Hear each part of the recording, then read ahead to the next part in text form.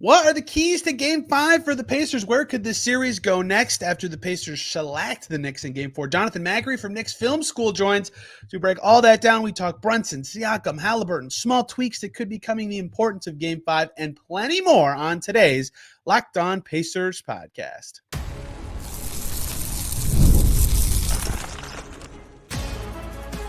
You are Locked On Pacers, your daily Indiana Pacers podcast. Part of the Locked On Podcast Network, your team every day. What up, y'all? Happy Tuesday, and welcome into another edition of the Locked On Pacers podcast, where we, of course, talk about the Indiana Pacers. As always, my name's Tony East. I cover the team for Forbes and SI, and today, lots of talk to get into on Pacers Knicks heading into Game 5. Finally, diving into the New York perspective on all this, which is very helpful considering how many narratives and crazy things have been talked about the series between injuries, officiating, guys playing a lot of minutes and not, the adjustments and how much they've mattered and not mattered versus all of that. Well, thank God we get down to the bottom of it today. Jonathan Macri from Knicks Film School joins us, and we talk about everything. Game 4, why did the Knicks play so bad? Is that actually a problem? Are they going to be better in Game 5? What else has been different holding New York back of late, even beyond Anunoby's injury? Can the Pacers keep this up? Well, the Knicks keep up their magic in the Garden and keep this going. We talk about all sorts of things, tweaks that could be coming, adjustments, all sorts of the stuff that you guys want to hear about as we get into the nitty-gritty of this series heading into a pivotal, massive Game 5 tonight. I'll be there breaking it all down for you right after it ends. Can't wait. Hope you guys enjoyed today's show. Let's just get right to it. The series is 2-2. Back to MSG it goes. Injuries, a big story. Pacers have won 2 straight. Where does this go next? I can't wait to see it in Game 5. The dean of the Knicks Film School, the best NBA dean. Do you think Dean Wade has an argument here? How do you feel about this? Is here to break it all down. He goes by Jonathan on the X. How you doing, sir? Are you looking forward to Game 5? How are you feeling about the New York Knickerbockers right now? Well, first, let me say I'm honored to be compared to Dean Wade. I don't know if you are aware, but we have a local beat reporter here, Fred Katz of The Athletic, who before last year's Knicks Cavs series, we did a draft of players in the series who we'd most want to have. And Fred Katz famously drafted Dean Wade ahead of RJ Barrett, along with several other notable players. So it has been a running joke, Dean Wade here in New York for more than the last year. As for me and my excitement level about or fear, I suppose, of Game 5, I mean, look, it's hard to come off. Can I curse on this podcast? Everyone knows what you'll mean now because you said that, but no, you actually can't. So that's enough. Okay, a butt whooping. Let's call it a butt whooping, and feel great about where things stand. I mean, look, I don't think the Knicks could have played any worse. I went back and I watched the first half of that game, rewatched the first half of that game, and literally, I don't think anything else could have gone wrong. I mean, every decent look they missed. They did not make a sound rotation with the exception of 3. And one of those, Myles Turner just hit a rainbow shot over Isaiah Hartenstein with the shot clock running out anyway. So it was like, what are you going to do? I mean, it was crazy. Rewatching the first quarter, I mean, I think you guys put up 34. It should have been at least 40 because there were a bunch more open looks that there was no Nick close to a Pacer shooter, and it just missed. So yeah, it's tough to feel great. All that being said, do I think they will play that poorly again? No. Do I think that they are capable of summoning one more feat of strength? Maybe. We'll see. So the question about Game 4 is why did that happen, right? Because every Knicks game this postseason has been like every time I've watched them, including when they weren't playing the Pacers, I was like, it doesn't matter what the lead is right now. This game is going to be within a few points in the final 5 minutes. It's just how it goes. Even if the Knicks are trailing or ahead, they've got a way, they'll be back in it, right? So that's what made Game 4 so shocking. I was like, wow, even after the first quarter, the Pacers in Game 3 of their first round series, they were up 19 in the first quarter. That game went to overtime, right? So I thought for sure this game was going to rubber band back, and it didn't. And so the question is why, right? Is it actually that Aaron Nesmith is doing something to Brunson? Is it that Brunson doesn't have any burst? Is the Pacers just play an awesome game? Why do you think that happened? So a couple things. My biggest question about this postseason so far is what did the Knicks shoot up Jalen Brunson with at halftime of Game 2? because whatever it was, I'd like some of that. I'm just like The a regular spirit of person. Willis Reed, baby. That's exactly what it Yeah, was. that's what it was. I didn't know you could put that in a needle. But he's not. I mean, he's not the same guy. And like, look, am I coming at this from a Knicks perspective? Do I ever see everything through blue and orange glasses? Absolutely. But I have found it a little off-putting that the conversation has been like 95% Rick Carlisle, defensive mastermind, put on Neesmith, and Neesmith's doing everything. When it should really be more like, I don't know, 30, 40, 50% that, maybe 10, actually like 30, 40% that, 20, 30% that the refs are letting them play. And then my math is probably off, but like The rest. close to half of the story has to be that Jalen Brunson's not Jalen Brunson. And if you don't believe me, I agree.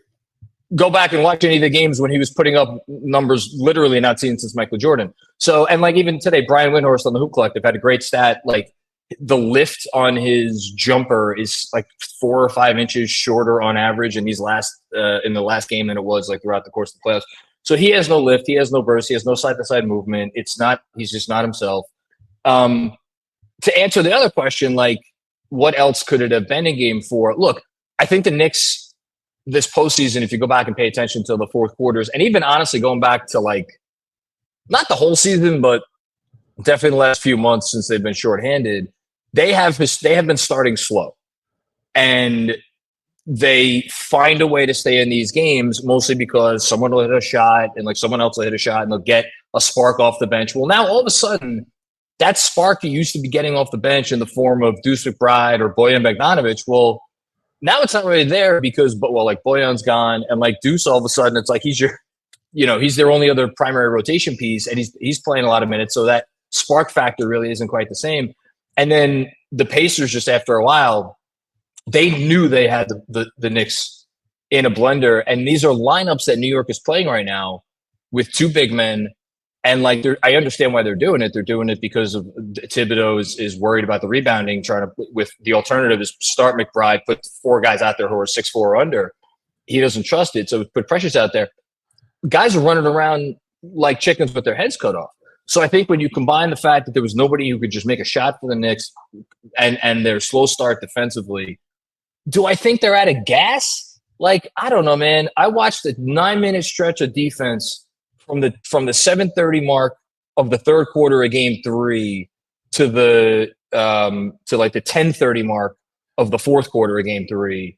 That was as good a stretch of defense as I've seen this Knicks team play all year, where they gave up, I think it was 9 points in 9 minutes or something to that effect. You're going to tell me that, you're going to tell me that from that moment until the start of game 4, like all of their reserves of energy just like disappeared. So I just think it was a bad performance combined with the fact that, yes, they are tired. And they have not, and this is a big thing, aside from Brunson and obviously OG Anunoby being missing, they have to figure out how to defend these Pacer pick and roll actions because we're 4 games into the series, and I don't feel like they've ever really figured it out yet.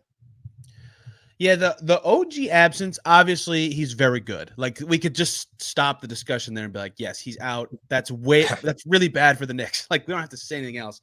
Specifically in this series, what has been interesting is what you just said is what do they do about it lineup-wise, because their options are Precious, who played with Pascal in Toronto, but can't keep up with him, right? We've seen that a lot. Pick and rolls are a challenge. Achua's been great on the offensive glass. He's not useless, but that's a challenge defensively.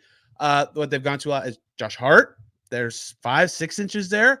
Pascal Siakam hit the weirdest 6-move combo right before halftime of game 3 over Hart. That was, I don't think I could do any of those moves individually. He did them all in a row. And then the third option that I thought they'd go to in game 4, they did this at the end of game 3 and then didn't do it again, is Hartenstein, and then put Hart and Turner. So did I. And I thought that's going to happen more, but it hasn't happened as much. But that's the best option, but it underscores how much they need Anunoby just for that. Obviously, him having 28 points in game 2 is huge, but that's been so massive to me. Hey guys, short little break here. Let's talk about FanDuel. It is winner take all time. How about that? In the NBA and the NHL, the Garden with the Rangers and the Knicks. And FanDuel is giving you a shot to bring home a big win of your own. Right now, new customers on FanDuel can get $150. How about that? In bonus bets with any winning $5 bet. That's $150 that you could bet on player props, or money lines or spreads, whatever you're into, plenty more over on FanDuel. To get that offer, though, you got to visit FanDuel.com/lockedon. You'll make every playoff shot count and get $150 in bonus bets with any winning $5 bet. FanDuel.com/lockedon. That's on FanDuel, America's #1 sportsbook. I think so. Like, and my colleagues in Knicks Film School, Benji Ritholtz and DJ Zula were talking about this today. Like, all right, you're going to put Hartenstein on Siakam. Well, you're just going to have Siakam come up as the screener in that case, and then it gets you into a whole host of other issues. Obviously, you avoid the threat or as significant a threat of a pick and pop. But for me, it's like I'm less worried about the one-on-one. Like, yeah, Siakam got some to go over Hart. Like, if he gets 4 or 5, 6 of those shots over the course of a game where he's like backing down Josh Hart, and he gets tough shot to go, I'm fine with that. Like, I'll live with it because I have to think there's going to be at least 2, 3, 4 others where they don't go, and you'd be staying out of the blender, which is like what we affectionately call the Pacers offense. For me, it's more like just Precious at the 4. That's what we're talking about here. It's not playing Precious, period. It's playing Precious at the 4. Right. And like playing him at the 5 opens up some other issues. Don't get me wrong. But when you put him at the 4 defensively and you face an offense like this, it's just another guy you're putting in rotation who just doesn't quite have the foot speed. But then at the same time, I say that, and like Deuce McBride has a reputation of being a fantastic defender, in part because he is one-on-one. He's really feisty. He'll cause fits. But like, he's made a lot of questionable decisions here, like, covering TJ McConnell out on the perimeter, like jumping out to him like he's Buddy Hield, on several possessions. Like, that can't happen. And it's just like there's 2 on the ball, way too much. Anytime there's any kind of a screening action, it's all of these things put together, and they have been connected at times, but those times have, I think, been vastly outweighed by the times that they've just been not connected. So if you're the Knicks, it's really easy when you're the team that wins to think like, do that again. Let's play that game plan again. We won. And the Knicks probably thought that the first 2 games. Now you've lost 2 in a row if you're the Knicks. Like, the Pacers significantly adjusted after game 2. What do you think they will change in game 5, if anything? They started Deuce in the second half, for example, but like there's other things they could do. If I had to guess right now, I think they're going to start Deuce.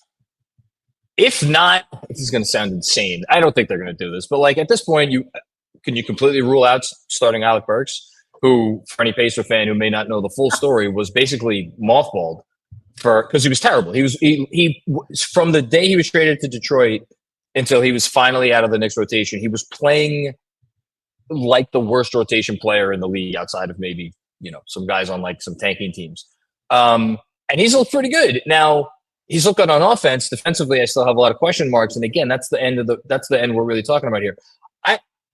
It would not surprise me if he started Deuce. And I say that having, again, gone back and rewatched how many possessions where it was 4-on-5 on offense, because you have Precious there in the corner, and there's it's usually Siakam, but whoever's guarding him is like 2 feet in the lane without even thinking twice about it. Now, the Knicks did get a couple of I know Precious came in and successfully had a baseline dunk off a nice action on the strong side. There was another one where he should have had a nice dunk, but it was blocked and he didn't convert it. But I don't know if that's worth it. Defensively, I just think you need speed, and you need speed. And and again, this isn't necessarily an adjustment because they've tried to do this. They just haven't done it well enough. Is just more scram switching, just like make the initial switch, stop with 2 on the ball, and then trust your ability to switch back, after you've covered the initial action. Is that hard? Yeah, it's freaking hard. It's no one patience wants second. Right. No, it's really hard. But like, the alternative is you're just going to keep giving up practice shots behind the arc, and I just don't know. Unless you want to tell me, look, they're going back home to New York. Those shots that were falling in game 3 and game 4, won't fall as much. But I don't know. Any way you cut it, without Anunoby, because he just covers up so much. He covers up so many. To say nothing of the fact that he would help them a lot on offense. These are all really just imperfect options. Yeah. So it's weird because all the solutions, for lack of a better term, nothing is a solution in the playoffs. It's like an option. But Yeah. all the changes are like not Knicksy to me, if that makes sense. This is an adjective I've No, heard they're not. several times in the show. Like switching, like you said, the Knicks don't like to switch. Like it was a big They deal don't. that Hartenstein's ended up on Haliburton like 3 times the whole series. I'm like, how's that happening? And something the Bucks did in the first round, every game is the second TJ McConnell checks in, they go zone, right? Because they're like, okay, whatever. This guy the Knicks never go zone, right? It's like all these things that stand out as like not simple, but like tweaks that teams try to do to throw a team off their rhythm or make something ineffective. Again, this isn't a real word or like an actual way to describe a team, but they're not Knicksy, right? So like, what is the Knicksy answer to what the Pacers are doing? And I think you're right that about scramming Haliburton in general, like in the first game and in his worst games against the Bucks, when he sees 2 and he waits for the defense to flatten to see if there's a mismatch, that's when the Pacers get out of rhythm. And it's because he wants to get everyone else involved. He's so naturally gifted as a passer. Yep. All it takes is a split second, but it's so hard to do that because he's good, right? So it's just really challenging to think of what the perfect move is for the New York. I think I would say, sorry about the background noise. No, it's not Knicksy, but at the same time, like they're not that set in their ways where they will not adjust when it's appropriate. I think the reason why they try to avoid switching is because of Brunson, and because like the notion, and that's why, like and they don't play zone because again, it's Thibodeau believes rim protection is the foundation of everything, which like most of the time that's a sound philosophy. And like, look, no, I don't want to like upset any Pacer fan here, but if like, Andrew Nembhard doesn't hit the longest 3-point shot of his life and then, you put the ball in Jalen Brunson's hands coming down the other end, like we could be, this could be a very different conversation. So you're not talking at all. Well, maybe. So I don't want to sit here and be like, right. I'm also a big Thibodeau supporter, but like the notion that like, Thibodeau doesn't play zone, so he's an idiot. No, like they have a foundation of concepts. They generally work. When it looks bad, it could look really bad. It looked really bad the other day. But just the notion of getting Brunson switched onto a Turner or a Siakam, I think, is what they're most afraid of, because then not only do you introduce that as a advantageous matchup for Indiana, but then you're also worried about the like grabbing defensive rebounds and all that. So that's why it's like I say scram switching. You said it, man. There's no magic elixir here. Like unless they can somehow speed up OG Anunoby's recovery. I don't, and even that is like, it'll help, but there were times where the Pacers had them in the blender even when Anunoby was out there. So, I don't know. It's going to have to take a little bit of luck, to be honest with you, just to have the Pacers kind of start missing some of these shots. Two things that I'm curious what you think, how much, if any, they'll matter going forward in the series. One is very boring, but I think could be big. After Game 5, can you believe it? 2 days off in this series. I think that's huge for the Knicks. Do you agree? I said on my post game after Game 4 that I did not think that Game 5 was a must-win game for that exact reason that you said. Yeah. And my co-host, and I think most Knicks fans, would disagree with me. And they would say that Game 5 is a must-win game because obviously, you don't want to go into Game 6 in Indiana losing 3 games in a row. I think those 2 days off could potentially be massive. And in particular, as it pertains to Brunson. Now, when I said this last night, was it last night? Yesterday afternoon. I've lost all track of time. This series has ruined my brain too. It's okay. Yeah.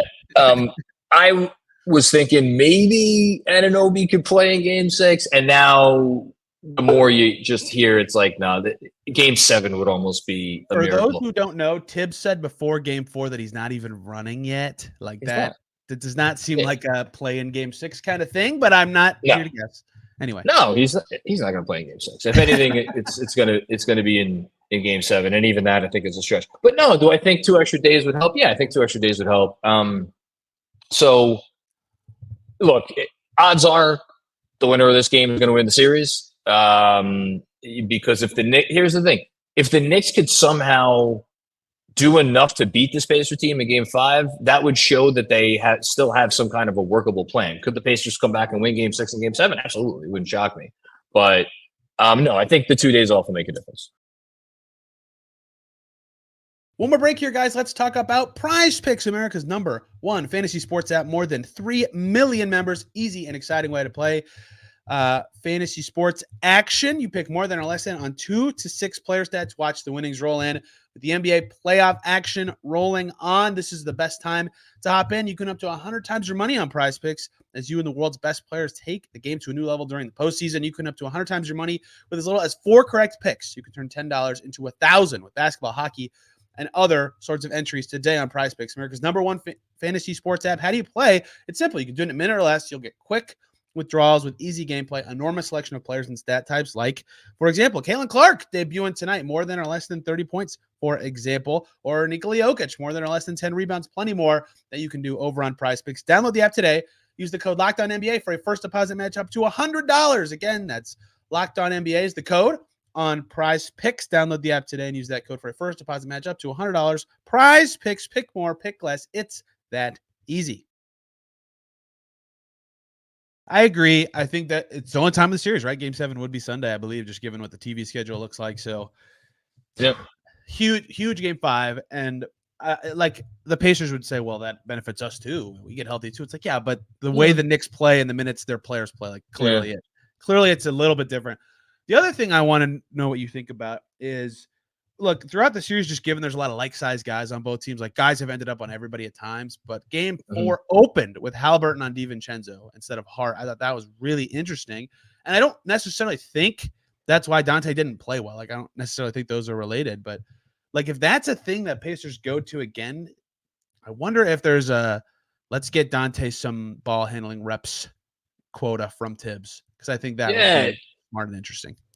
So DiVincenzo had, I thought, some good looks in game 4, and something that I had completely forgot, again, because there's like so much happening in these games. I had forgotten that he got hurt. He got that injury at the end of the third quarter of game 3. And in the fourth quarter of game 3, I forget if I think he probably took another shot that I'm forgetting, but like his last shot was a 3 from the corner that I don't think he touched iron or exactly. And that's why, like, Knicks fans after the game were killing Brunson for why are you not passing the ball to DiVincenzo more? He's like on fire, and like maybe that made a little bit more sense. Yeah. And then yesterday he had a great chance on a nice little runner from got into the lane. It was like maybe 8-10 feet, whatever it was, and that came up way short. So I was like, and he could hit that shot, pretty reliably. I feel like he hit the one left corner 3 in the first half of yesterday's game, and I don't think he hit anything else. So it depends how he's feeling. If he's feeling something, can they – now, look, do they run their offense through DiVincenzo ever? Not really, but they will look to exploit a bad matchup with him, and they will make him more of the focus, especially if Brunson is still not 100%. So for sure. 2 more tiny things. One, the Knicks record in the series when Josh Hart plays all 48 minutes, 2-0. Their record when he does an 0-2. I think we figured it out, right? That's it. Man, How is this possible? Look, I'm going to sound like Thibodeau here, but like he says it all the time. He's like, you condition your body not just for 82 games. You condition your body from training camp to the point where you want to ramp yourself up to the point when you are getting to this portion of the season. You're hitting your stride as opposed to wearing down. I don't know how they do that or what that means or anything. Every other team is trying to figure out how to do that. So. I know. I think Josh Hart's a special. It's more than just Josh Hart, because it's not just him. It's DiVincenzo's playing a ton of minutes. It's Anunoby had been playing a ton of minutes. Brunson's playing a ton. But Hart's is, and look, he didn't have it yesterday. You don't have a defensive performance like that unless everybody is culpable, and everybody was culpable. Hart. Man, some of the blow-bys, some of not even playing up on Haliburton on that first 3.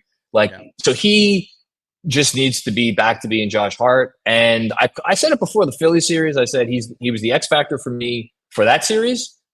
And you could have said the same thing going into this series, that he was the X factor, because when he is at full Josh Hart mode, the Knicks just become a very, very different team. That's just the reality. My last thing, I know you got to go. Isaiah Hartenstein, Do you guys have a nickname for his floater? Do you have a name for it? No, we don't. We should though. We should. It's a good shot. I gotta think of one. Fun, and it's I think it's because it's lefty. Also, like it just I'm like, what was that? And then it goes in every single time. He was really involved in games 1 and 2. Had I think he led the Knicks in assists in game 2, and then that has not been the case since. Pacers have done better on the backside and communicating, rotating to not make him as effective at the high post and all that, and that's great. I wonder how New York can try to make him more of an offensive weapon, even without the floater, because that's made them so much more like Brunson reliant to me, and that's kind of bogged them down a bit. I thought they, again, just paying attention to the first half before the game got completely out of hand. It was out of hand in the first quarter. Once Shake Milton came in, all right, we're good. Yeah, shake time. I thought they tried to use him as like a hub sometimes, and again, like I'm sitting here talking about all the things the Knicks did wrong and the things the Knicks should do better. Like Pacers played outstanding. I'm sure you guys have been talking about this. Like their defensive performance, was it perfect? No. Like again, the Knicks got some good shots, but when like the Pacers are really battling on all of these initial actions, and I thought they were doing a great job getting over screens. They've been doing a great job getting over screens all series long. It's just like, and it kind of all goes back to like if Brunson is not moving as well as he can, well, then all of a sudden it takes away a little bit of Hartenstein's effectiveness as a passer, because who does he hit on so many of these passes? It's Brunson. And then if all of a sudden Brunson is rolling downhill, well, then maybe it's the next pass to DiVincenzo. Maybe that opens up. The biggest thing for me with Hartenstein is like, and again, I don't know, he got injured also. Everybody's gotten injured. Like he didn't look like himself. Like there was Haliburton faked Achua out of his shoes on a pull-up transition 3, and Hartenstein's under the basket. Turner's right next to him, and Hart's on the other side of Hartenstein, and like Hartenstein's there ball watching instead of boxing out Turner, and like Hart would have grabbed the rebound there. That like you don't see that stuff from Isaiah. So I just think like again, this is one of those things like maybe getting back home will have a little bit of something. I wish I had a better answer other than just like play better. Can they look for that stuff more? Absolutely, they should. They can and they should look for that stuff more. But at the end of the day, anything they do, anything they try to do, just the execution needs to be at such a crisper level than it was in Game 4, and honestly, for most of Game 3. Because let's be frank here, the Knicks offense completely went into the tank over the last 8, 9, 10 minutes of that game. And in the first half, were it not for Dante DiVincenzo having the half of his life, they might have been down. And by the way, and I thought the Pacers left some meat on the bone in Game 3. I forget how many points they had in the first half of that game, but I thought it should have been more. Like that easily could have been a 20-point or more halftime deficit in Game 3. So whatever it is, they got to get back to, I think, how they were playing in games 1 and 2, and they weren't perfect, but they were definitely better. Can the science experiment of a basketball team with no healthy players lead to a conference finals berth? Lead to a win in Game 5? Will the Pacers keep rolling? We'll have all the coverage on both of our platforms, which, John, you should share with my listeners my favorite Knicks coverage, but what you do. Sure. Just go Google Knicks Film School, and you'll find Knicks Film School YouTube channel, Knicks Film School podcast. You'll find my daily Knicks Film School newsletter, which listen, if you're a Pacers fan and you want to like just read what I have to say about this series for the next week, I think you could actually sign up for a 1-week free trial basis, and you could just like cancel after that. So read me for free for the next week. I don't care. But yeah, it's all through Knicks Film School. The newsletter's on Substack, and I don't tweet that much anymore, but I'm at JC Macri NBA, and yeah, that's it. Thanks for having me on, man. This was fun. Yep. Take care, everybody. Back tomorrow talking Game 5 from the Garden. Until then, have a good one.